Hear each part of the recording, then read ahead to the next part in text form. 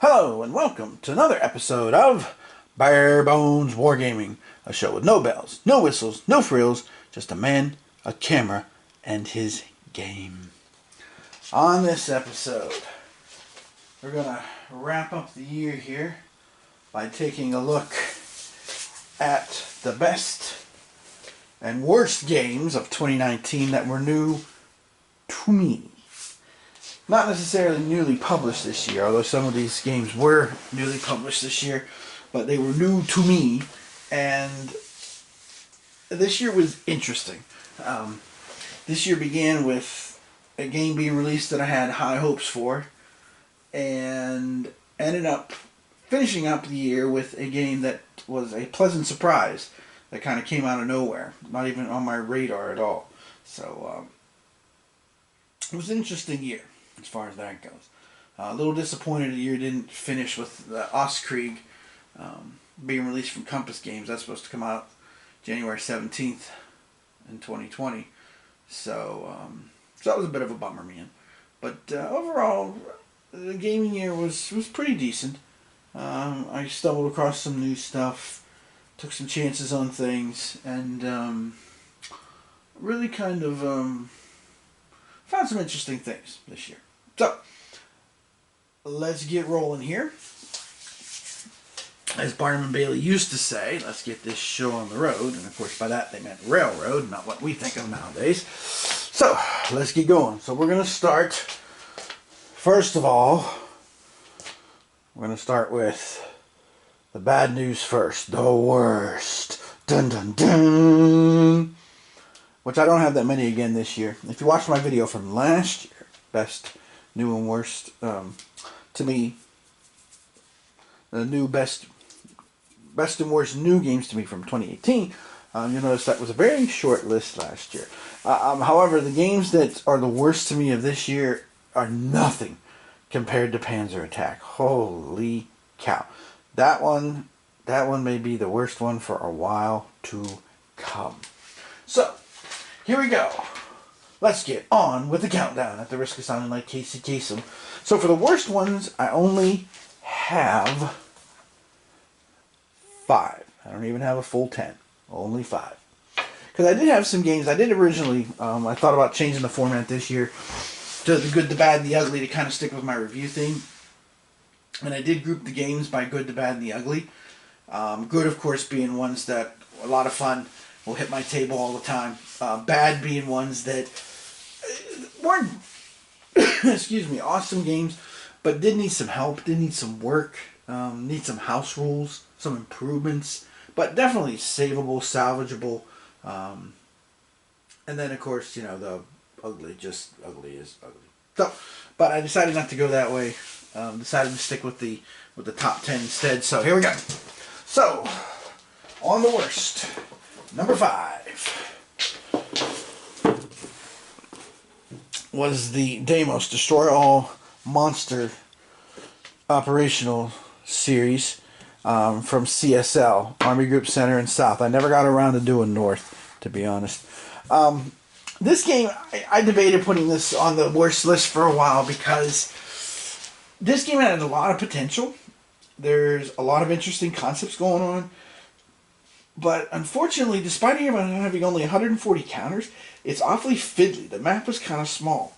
And there were issues as well, too. As those of you who watch my videos know, I had a video where I talked about some of the issues I ran into right away, particularly with Army Group South. The thing that I think needs work and improvement that will make the game a lot better is definitely need to have some kind of force markers. Because it's just too unwieldy. The other thing is, I know logistics were a big part of the Germans' problems in Russia, but to my feeling, it's overpowered in this game. It's too brutal. It's almost too savage, because then it's almost like the pendulum's gone too far the other direction. I mean, the Germans succeeded. Wildly, they succeeded. They succeed to the point where they won, of course. But, you know, the more I study it and the more I look at things and stuff, it's clear that the training, and particularly the combined arms ability of the Wehrmacht, is what really got them where they were going. Despite the fact of taking on a massive opponent. Unlike anything else, of course, really any military operation in history, nothing compares to Barbarossa. So, I like I said, I debated it, but I decided to put it on the list because it was a disappointment to me. When I first read the rules and online and I looked it over and stuff, I was like, oh, this is going to be cool. 140 counters, the whole breakthrough thing, the zones of influence, being able to react and stuff. But it's just a bit too fiddly. The map needs to be bigger so that it's easier to move the counters around, and the whole logistics thing, I think, needs to be looked at and dialed back a little bit. So for those reasons, they ended up as number 5 on my list of worst. Number 4 is actually a variant from going way back here. This is from March, April of 1992. So we're going back almost 30 years. But I've had the Spartacus one for a while. One of the things that fascinates me in ancient history is Pyrrhus of Epirus. I've always been very curious about him. I've enjoyed other games I've played with him, so I saw the variant of this, I picked it up, and it just doesn't quite work. This system works fine for Spartacus, but Spartacus was a very different situation, with a slave revolt and all that jazz. But it doesn't work so well when you're looking at such a complex political situation as what Pyrrhus was dealing with. Not only dealing with in terms of mainland Italy with the Greek city-states that were there and the Romans pushing, but also the whole situation in Sicily when he decided to venture over there and tangle with the Carthaginians some. It felt like the system was overwhelmed with that complexity. So for that reason, it just really didn't work. I really need to give more attention to another game I found with Pyrrhus that I looked at, but I really didn't do anything with this year because Ancients is just not a topic I do a whole lot anymore. I've kind of pared down in my collection quite a bit, and I don't have too many ancient games left, But it was a disappointment, but it just didn't fit. The way it felt was kind of like taking the Red Dragon Rising system and trying to apply it to the Norwegian campaign of 1940. That issue of World at War magazine also fell majorly flat for me because it just isn't the right fit to me. And the same thing is the problem here. The system, the Spartacus system, is just not able to handle, in my opinion, the complex political and military situation that involved Pyrrhus. So, for that reason, it ends up as number 4 on my list of worst. By the way, to my thinking so far anyway, the best Pyrrhus game is still the scenario that's found in Rise of the Roman Republic, the old GMT Ancient World series, which was the first volume. That game is still the best one for showing all the complexities and the multitude of situations and stuff going on with the Pyrrhic invasion of Italy. Number 2 on my list was a game that I'd heard a lot about. Finally decided to go ahead and take the plunge. I was a little hesitant because the only other Omega game I ever really dealt with was the Carrier War, and I picked that up for a song, and that didn't work out real well either. Neither did this one. Now, in all honesty, some of these systems, like this one, I think, have been surpassed by other ones, and I think that's part of the problem. But, of course, me, in my Eastern Front Barbarossa mania, I'm always looking at different games. Some games stand the test of time.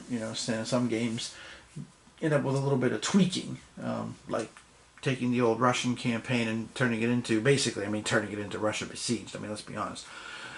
But this one just didn't seem worth the effort. It was okay, but it was one of those games that I was kind of like, man, I should be playing something else. It just kind of, fell flat. Went over, supposedly, as the story goes, as one critic once said, it went over like a Led Zeppelin, and it just didn't do it for me. So So I do feel like the system is a little bit outdated. And there's other systems that do a much better job of portraying the Eastern Front from a solitaire perspective. The Barbarossa campaign is the penultimate one in my mind for a solitaire approach. So that ended up being number 2. And now, the moment you all have been waiting for. Dun, dun, dun. What's number 1? Dun. Boom, boom, boom, boom, boom, boom, boom, boom, boom, boom. Yeah, it's Holdfast Russia by Worthington Games.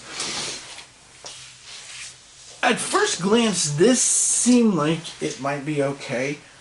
It seemed like it would be a good, fast alternative for, you know, if I just wanted to play some Eastern Front stuff and try some different strategies, you know, bulking up the south or switching units along the Baltic coast or whatever. But the problem, in my opinion, is the system, it's just a little too, it's too swingy. You know, the way that the dice combat is set up, and I'm not usually one who's too big on stuff with this, but, you know, I had such wild, different results with this game. You know, I had a result where I went all the way to Moscow and captured Moscow before the end of the year. But then I had another result where I barely got to Smolensk by the end of the September term. And in the south, I couldn't hardly go anywhere. It just had bad die rolls, and you know, some of the rules about attacking from the mountains and things like that just kind of, you know, completely neutered you know, the Romanian forces down there, and even hampered the German forces. And again, a game like this, that's about Barbarossa, which was such an overwhelming success at the beginning, you should be able to replicate that overwhelming success at the beginning. I mean, because it was huge. It was staggering what was achieved. And this game just didn't do it. I played this game multiple times. I think I played this thing around 7 times before I finally was like, yeah, this is not... Yeah. You know, I felt like, you know, Peter Griffin after he hurts his knee. That's what started to feel like playing this. Quite frankly, I'll be completely blunt and honest with you.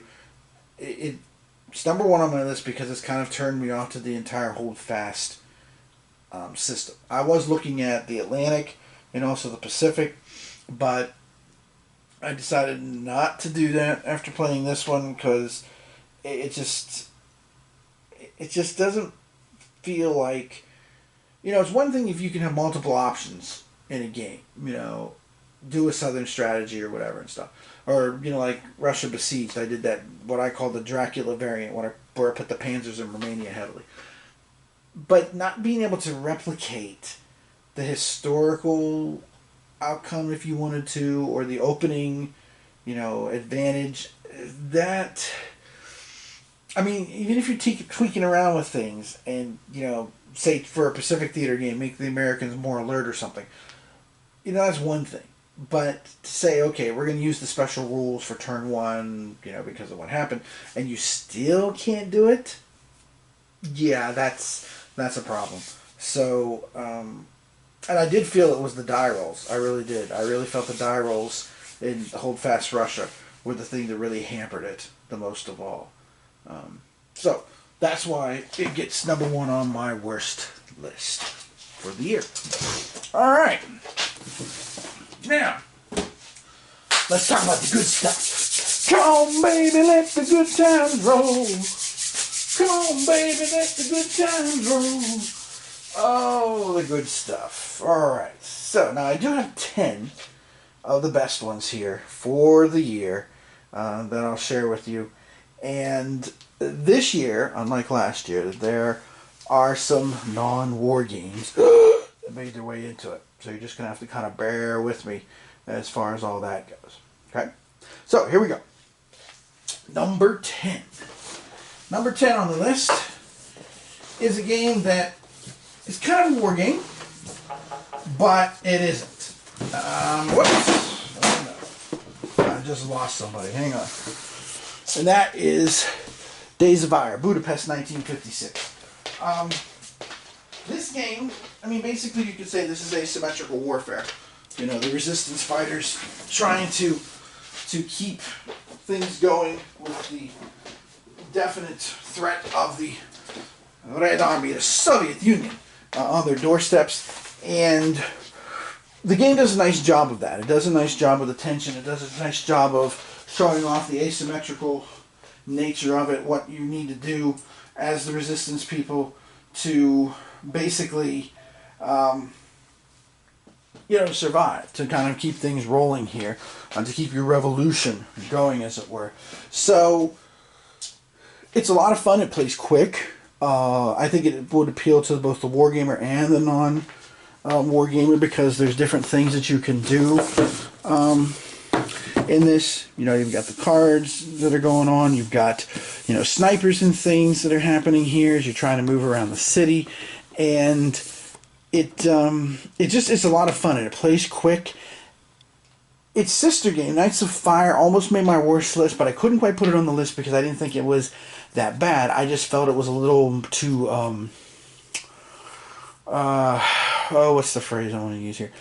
I felt it was just a little too heavy by that point in the struggle towards the Soviets that, you're basically, that whole game, you're just whistling past the graveyard, trying to stick your, fingers in the holes of the dike and hoping that you have enough fingers before you run out, because you're going to at some point. But this one felt like there was some more things to do, a little more activity. This was a little more in doubt each time.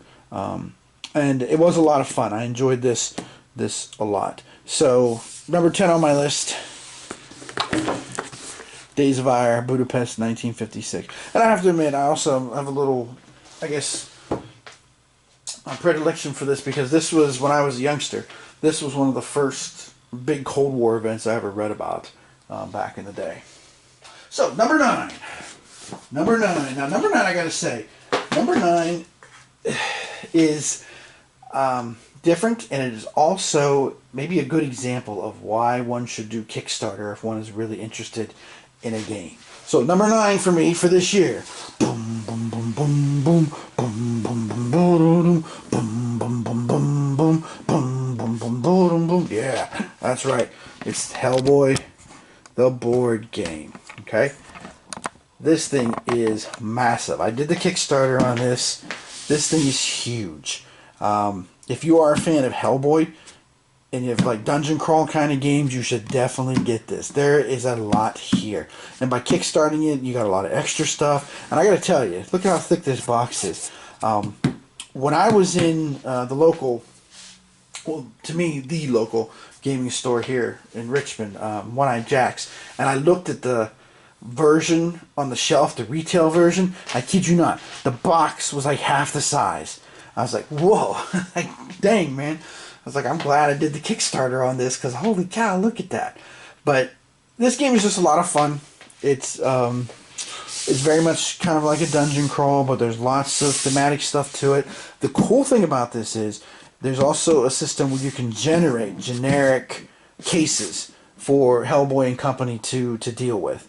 And that, to me, is always a very cool feature of a game, is you can just go ahead and follow directions and plug in different things and come up with something completely different, so you're not playing the same scenarios over and over and over again, So the miniatures were good. I mean, I'm not one who paints and stuff, but they were excellent. I thought the cards were well thought out. The dice were good as well, too. The box, despite being huge, I ended up using a second bin to store stuff in. It was that big. I haven't got around to my box full of evil, which I also did as well. Because, I kind of go in waves with this kind of stuff as far as like a filler or a break game. I have a handful of games like this. When I'm kind of burnt on doing war games, I go ahead and I switch over to these. So, again, if you're a fan of Hellboy, if you're a fan of dungeon crawlers, you should definitely get this, because this is a lot of fun. It's very cool. It does take some time to set up and execute. One could argue it is a little fiddly, but I think in the long run, it's worth it. Especially if you, like I said, if you are a fan of the comic book character. It's a very good game. Alright, number 9 on my list then. Number 8. Number 8, the distinction I have to say at number 8 is, this is the most fun I've ever had with a World War I game, ever. Now, World War I is one of those conflicts that I've never been very big on gaming. It always has felt kind of, you know, tedious day after day, same thing, you know, it's definition of insanity, you know, doing the same thing the same way over and over again, expecting a different result. But this game, Brave Little Belgium from Hollandspiel, is probably my favorite World War I game now, and it is a lot of fun. It is one of my good filler games. It plays quick. It has a chip pool system. It's very solo friendly, and of course it covers the opening moves in the West in 1914. And it also gives both sides, I think, a fair and decent chance to win the game as well. It's not very complicated, but it is very interesting. Now, I'm not a World War I expert, so I can't speak to, you know, the historical precision of it and such. But for a light World War I game, you know, that replicates that sweep that was going through, you know, the Schlieffen plan, which, by the way, having read the real German war plan, that was eye-opening too. So, kind of a recommendation to go with it. If you get a chance, if you're into World War I, you should definitely take a look at that book. Even if you don't agree with the premise and stuff, there's some fascinating information in there. So, so Brave Little Belgium, you know, this is, I think, my second Hollandspiel game. The other one I got was the NATO Air Commander. I think this is only my second. No, I have 3. And only one so far I was kind of like, about. But this wasn't it. This was, when it came out, I debated picking it up. I put it off for a while, kind of watched things, and then eventually I pulled the trigger, and I'm glad that I did. It definitely was a good game this year for me. So, number 8 on my list, Brave Little Belgium. Number 7. Now, number 7 is a game that came to my attention because of another game I kickstarted. Again, my endless Eastern Front quest led me to this. That game, of course, fully funded, ready to roll, but not going to be available until late next year. What? Is Race to Moscow, which prompted me to take a look at Race to the Rhine by Phalanx Games. Now, this game is very interesting. I've done videos on this. I'm not going to get into a whole lot of detail. If you want to, you can take a look at the review and stuff. But suffice to say, it's definitely an interesting take on things. I'm not usually a big person on playing games on the Western Front, with the Allies re-entering Europe in 44 to 45. But this is a really interesting game. It's a very clever system. It may annoy diehard wargamers because there is a lot of emphasis on the logistical part. You really do have to kind of plan ahead, and there is a fair amount of resource management. But again, I mean, you know, you have to do that. You have to, you know, you have to be able to pull that off, so to speak. And this game, I feel, does an excellent job of really giving you a good idea of, you know, the whole quartermaster general experience, if you will. It's nicely done. The balance is nice. I don't care for the solo system, but playing all 3, I find to be just fine. Playing all 3 and combining all the allied decks together instead of everybody having their own deck has provided some very interesting games. I have not found any hindrance with placing the German markers because it's usually pretty obvious after each turn, you know, who's getting ahead, who needs to be blocked, who needs to be reined in, that kind of stuff. So I am looking forward to the Moscow version. One could argue, of course, and I've seen some people mention that, you know, about not getting Race to Moscow because, you know, they have Race to the Rhine, which is a similar game, but I think the political situation, the strategic situation, makes for a lot of variance, as well as the fact that, from my understanding, there's going to be a little more complicated solo system with this other game, a little more of an AI thing running on there. So Race to the Rhine, it comes in at number 7 on my 10 best new-to-me games for 2019.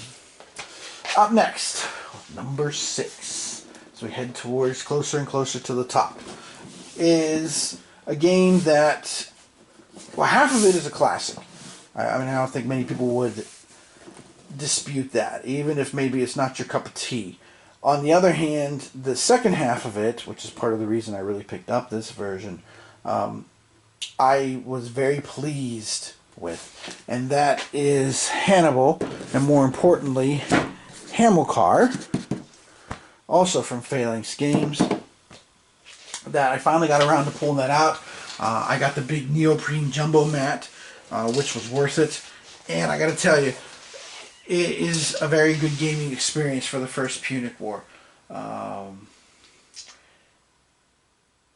I liked how the flow of play was. I liked how the adaptations, the adjustments that were changed from the original Hannibal Rome versus Carthage system to accommodate the unique situation of the First Punic War. Because, you know, the First Punic War was a knockdown, drag 'em out fight to the finish. You know, from 264 to 241 BC. That's a long time when you think about it. I mean, today you can't even imagine a modern country sustaining combat for that long.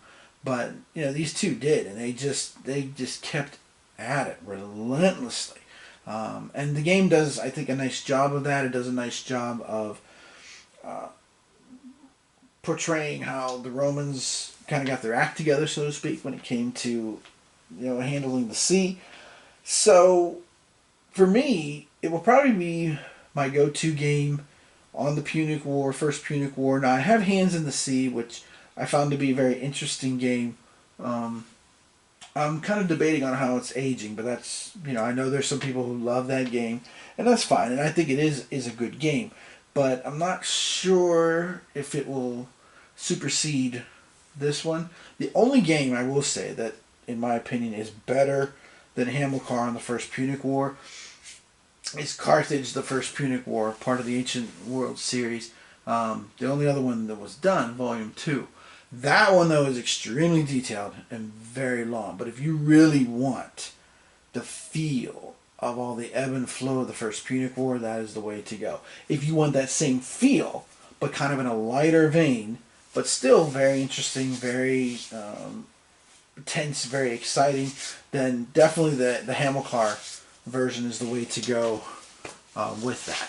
So, very good adaptation to that. And now this is probably going to sound like sacrilege to many of you out there, so just, you know, hold your collective gasp here in a second.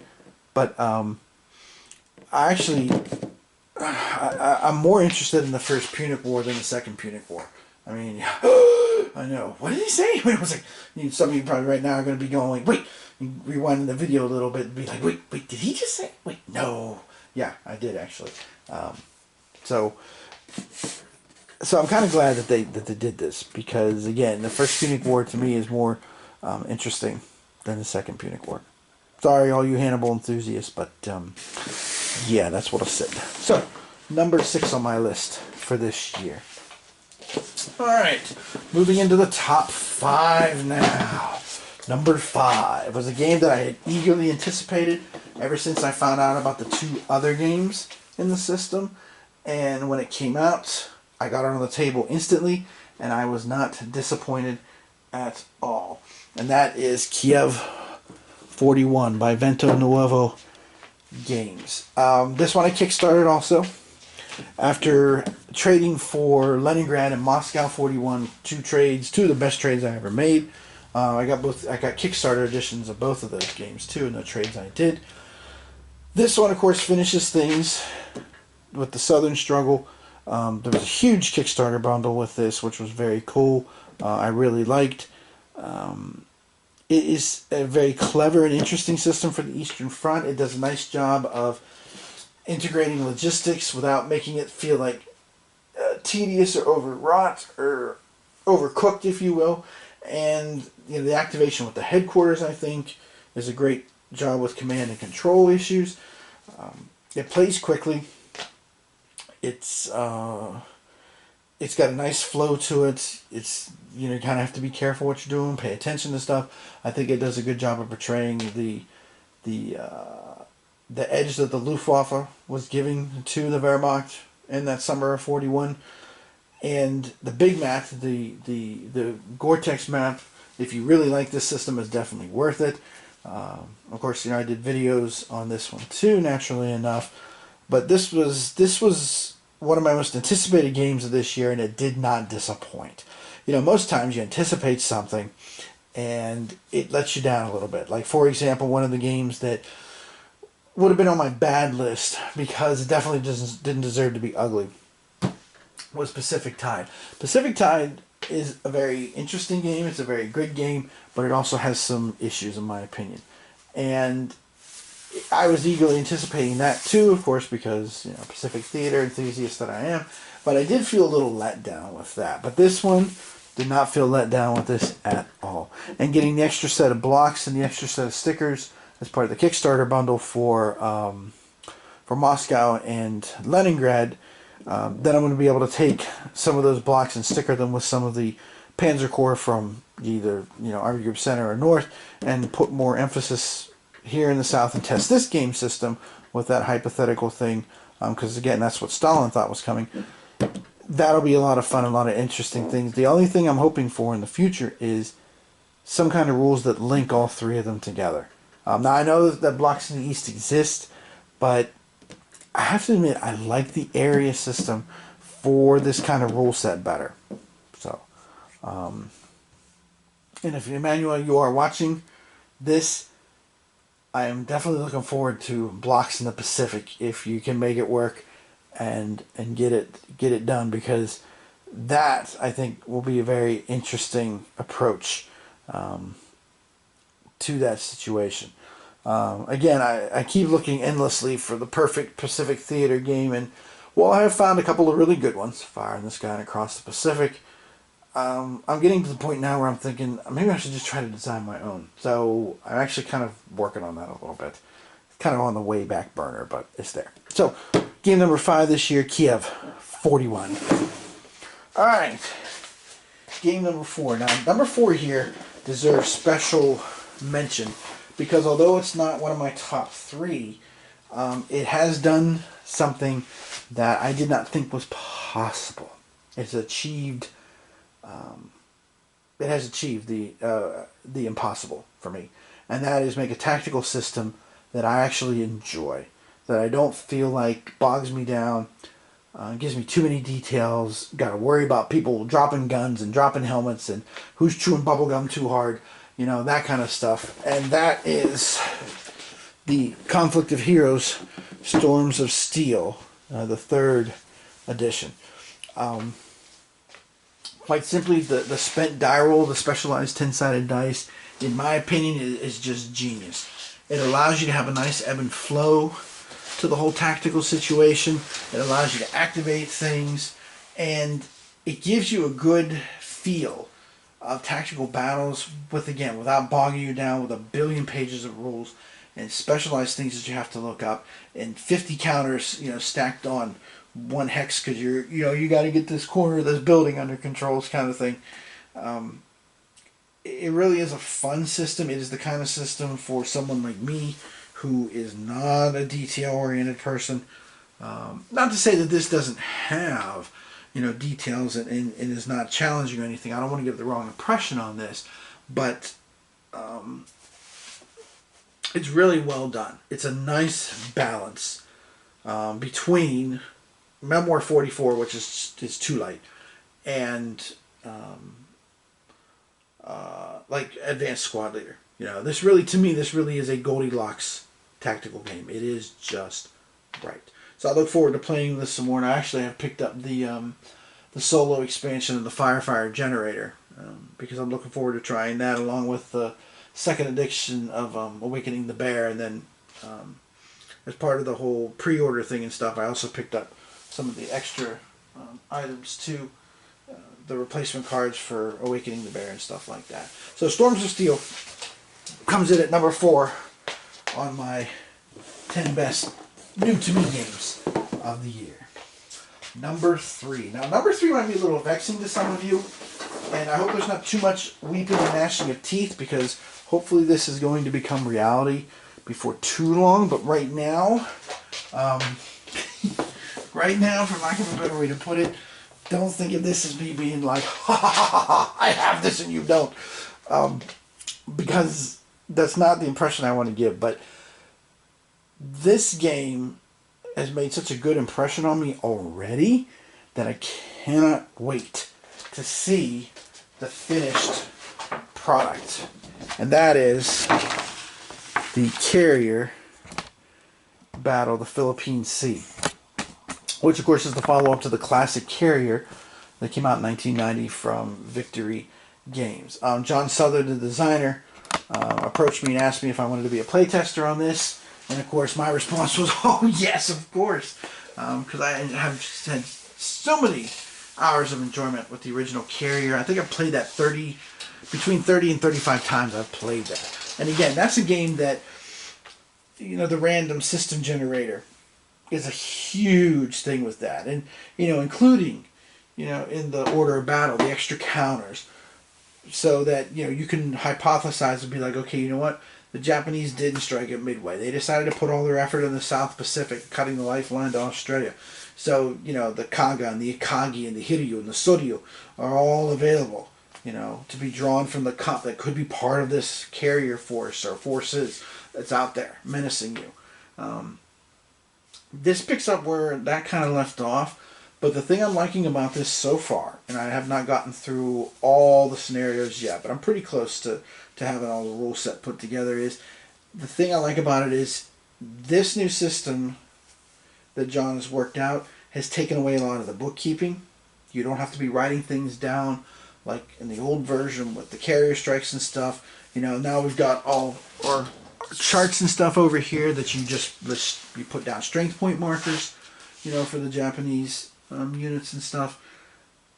It's even the whole combat system, not having to worry about steps anymore on the aircraft. It's just the aircraft has one side, boom, and these are the values. Even that is better. The air-to-air battles is much more streamlined. There is the search method has also cleared up some of the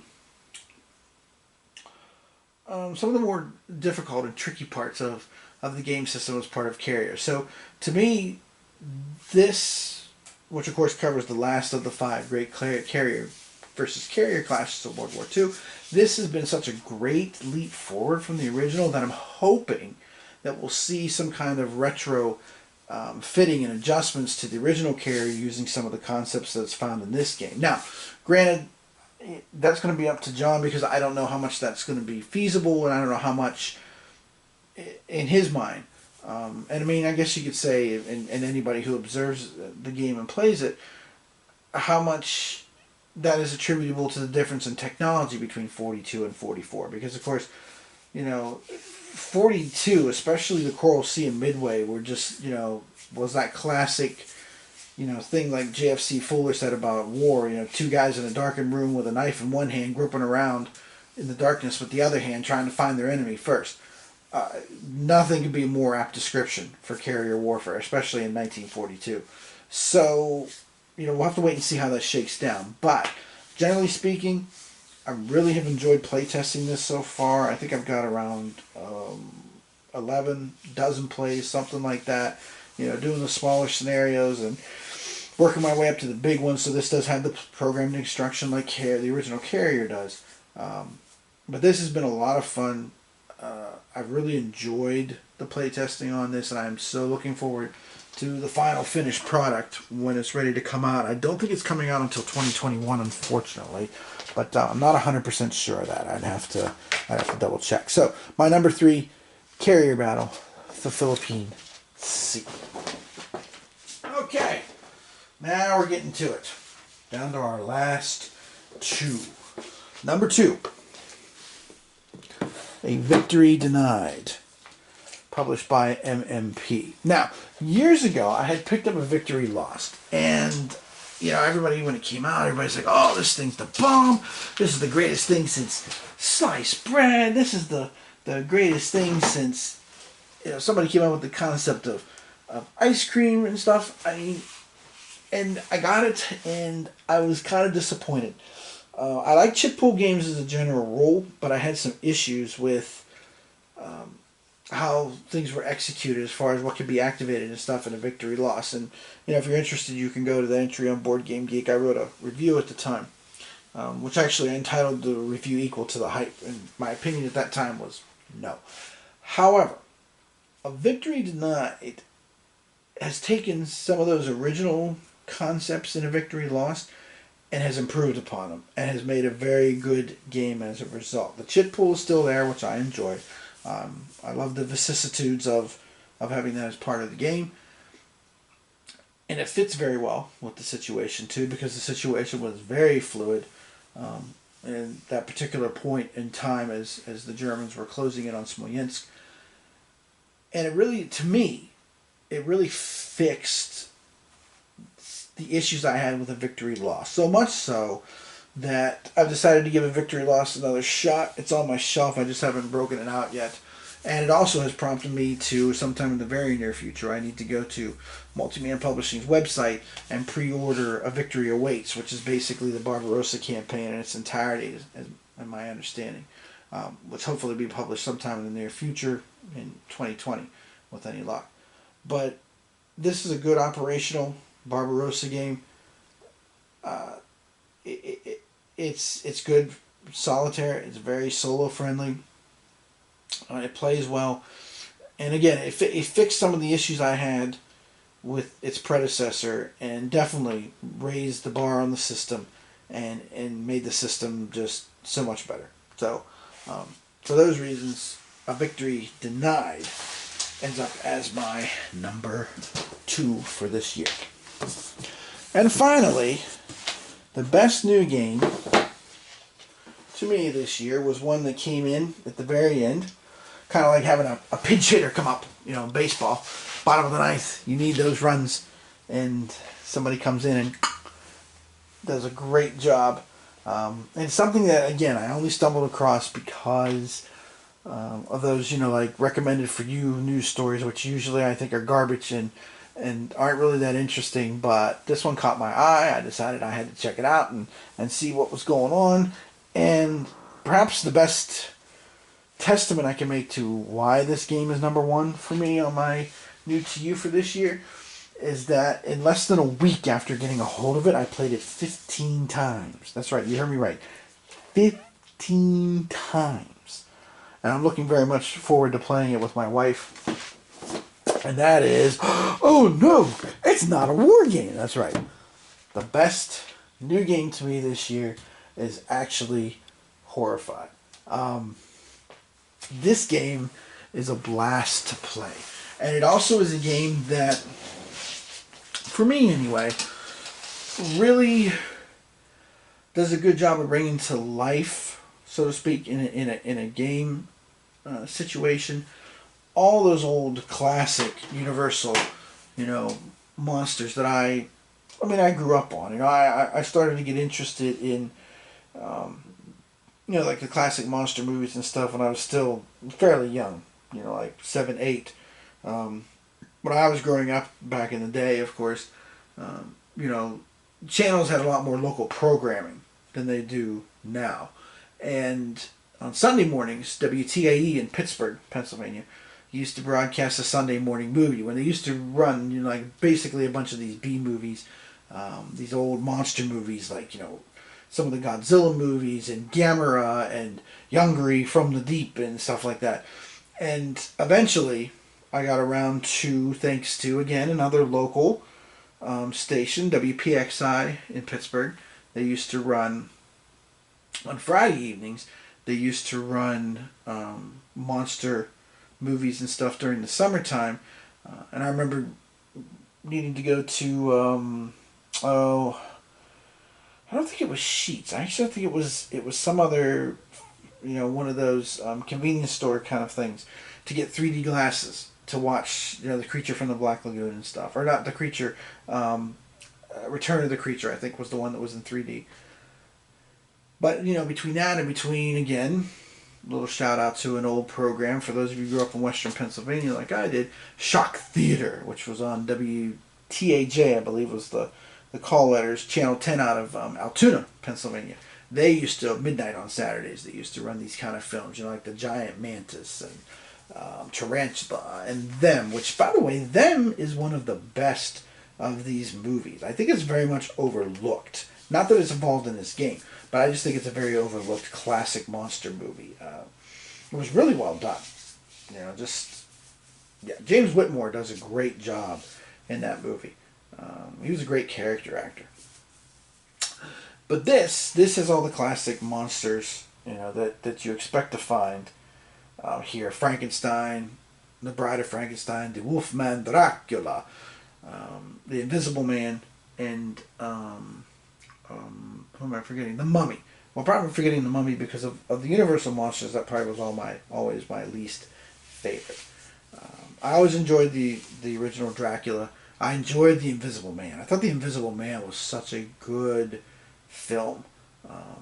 Now, one of the characters that's not in here, but that I thought was also an excellent film was the original.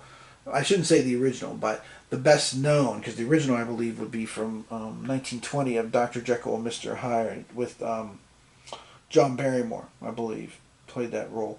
But the one from 1932 with Frederick March, which he won the Oscar for Best Actor for, and deservedly so, in my opinion.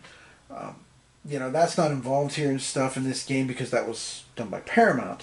But you know, the whole vein there of that.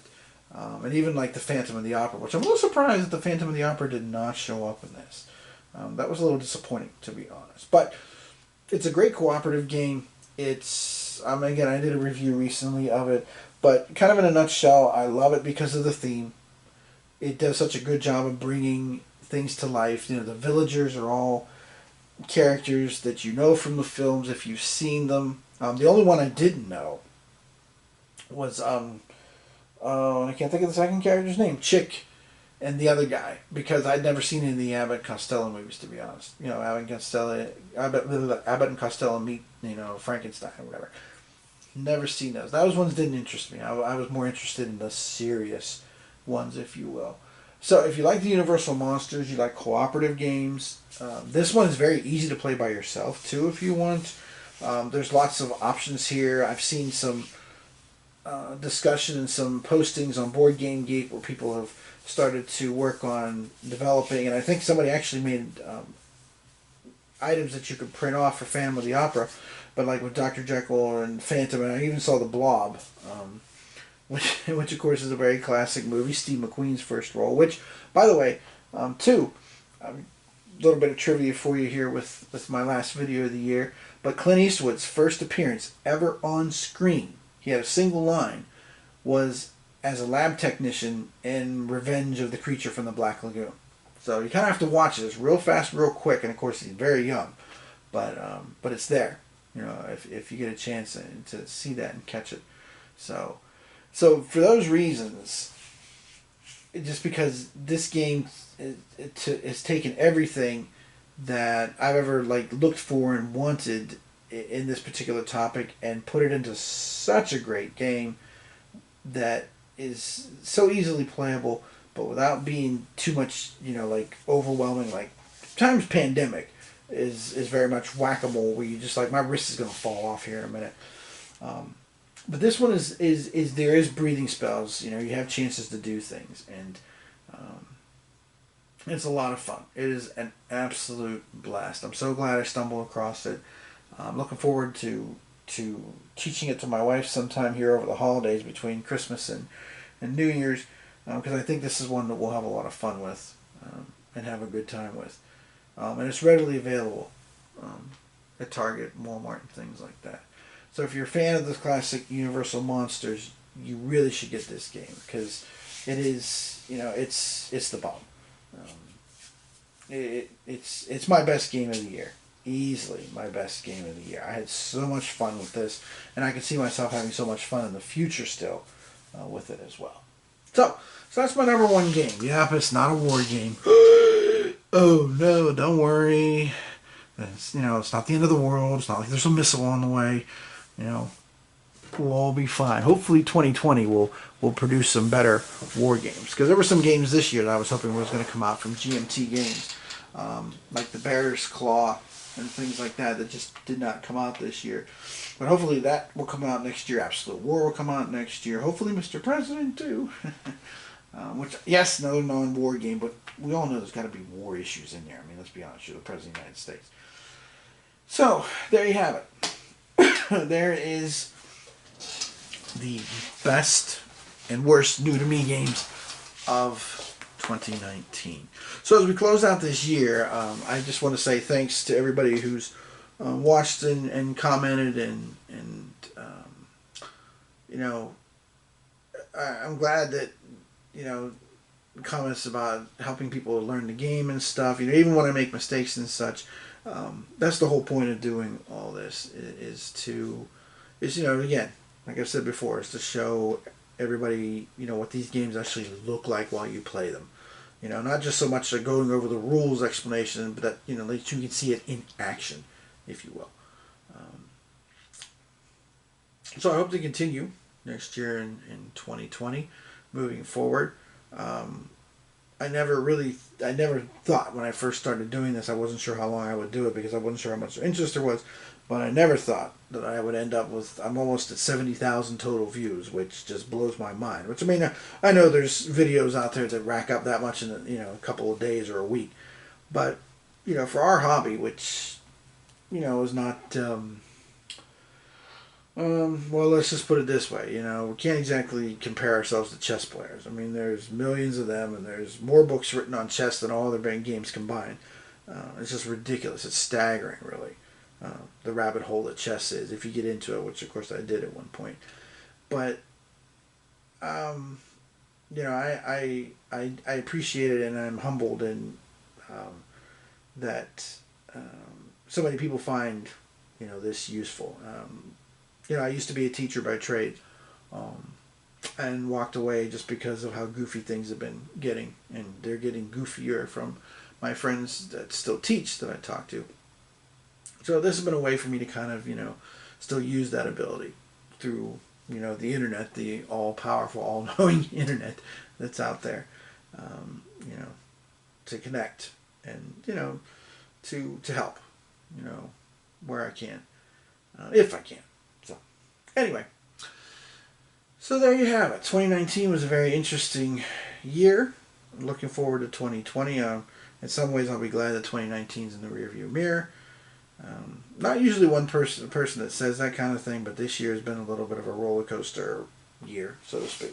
So it's been, it's definitely been interesting. I'll say that. All right. So obviously, this is the last video of the year. So I will see you all on the flip side in 2020. So I wish you all a very Merry Christmas. And if you don't celebrate Christmas, enjoy your time with your family and friends with whatever it is that you celebrate at this time of the year. And here's hoping for a good 2020 and start to a new decade, which I still can't wrap my head around yet. But, you know, that's because in this new decade, I'm actually going to hit 3. So I'm not sure.